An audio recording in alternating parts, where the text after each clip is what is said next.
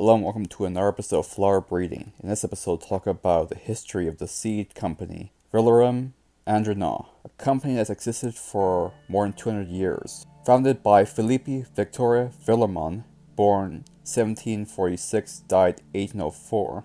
Founded this firm after marrying the daughter of Pierre and Renault, another nursery owner. Together they became a huge supplier to King Louis XV.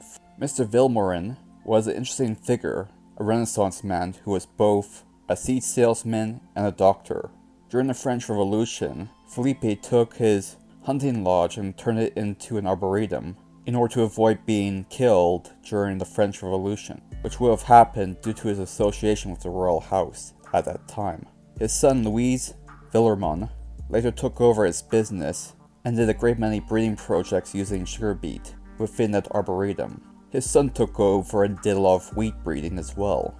Combined together, each generation also did a lot of breeding with potatoes at that time as well. And over time, both Louis and his son Henry began adding other plants such as roses and chrysanthemums, breeding a great many varieties of both. A great deal of their work was in improving disease resistance both in ornamentals and vegetable plants. This family also developed the different techniques used today to breed different varieties of plants, including the different note-taking methodologies used in genealogical breeding programs. Indeed, the modern seed breeding industry is a result of this family's work. This company was then sold to another farmer called René Houdet, based in the Anjou region of France, which brings us to the history of another seed company called Limagrain. Limagrain is one of the most important seed producers in the world, supplying most of Europe's seeds, both in terms of corn, wheat, and other seed crops. It sells it all for different subsidiaries, such as Vilmorin, but we'll get back to that later. Such seeds include corn, cereal plants, rapeseed, sunflower, vegetable seeds, grass seeds, sunflower seed, alongside fruits, flowers, and other ornamental plants.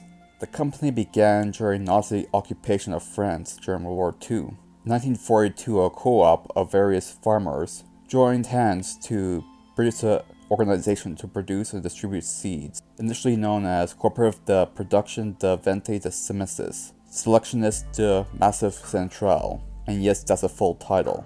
This cooperative first specialized in the production of wheat seed. In the post-war period, the cooperative began investigating other seed markets. In the mid-1960s, they teamed up with state-run research institute, INRA, in a co-op project to develop new corn variety. In 1965, it adopted a new name, Limagrain, and from then on it became a company specialized in research, development, and production of seeds of new corn varieties. By 1970, their apex corn variety LG11 was developed. As a result, it grew to be the most important seed producer in France, and increasingly throughout all Europe, in the corn production industry. The Limagrain organization expanded throughout the 1970s and early 1980s, acquiring Vilmorin and Renault in 1975, obtaining access to a great deal of horticultural crops, as well as ornamental and vegetable crops, and a few grain crops as well. This was increased by the acquisition of the company Tezier, a vegetable breeding company founded in 1785 by Pierre Tezier.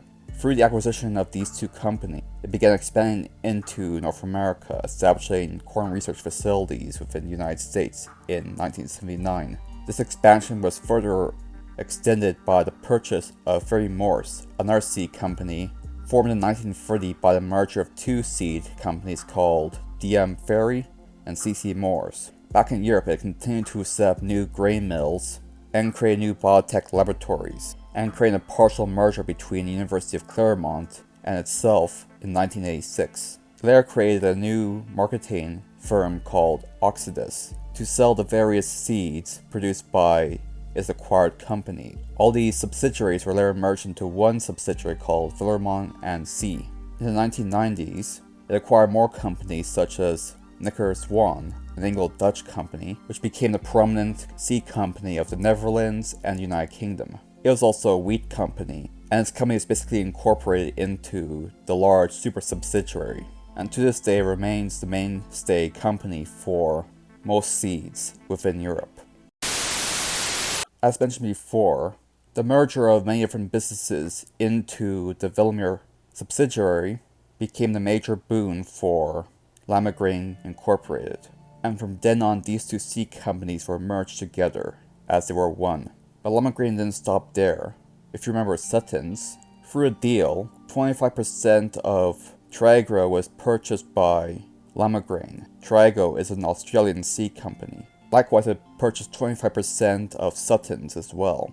And thanks to the vast seed infrastructure within Vilmorin, various other acquisitions continue to happen. As of right now, as a subsidiary for Limagrain, Vilmorin Clause NC has a great many subsidiaries made through acquisition. American Bio Corporation Inc., Clause TSER, Florafay Gimby in Germany. There's Morin Seeds in the United States, 55% of Hezra Genetics based in Israel, a little more than half of Henderson Seeds based in Australia, the entirety of Kiwa Seeds based in Japan, the entirety of Marco Polo Seeds based in Thailand, the entirety of Nickerson Zwan BV based in Netherlands, as well as its international subsidiaries. At this point, all of Sutton's and Top Green. And that about covers everything. Thank you for watching.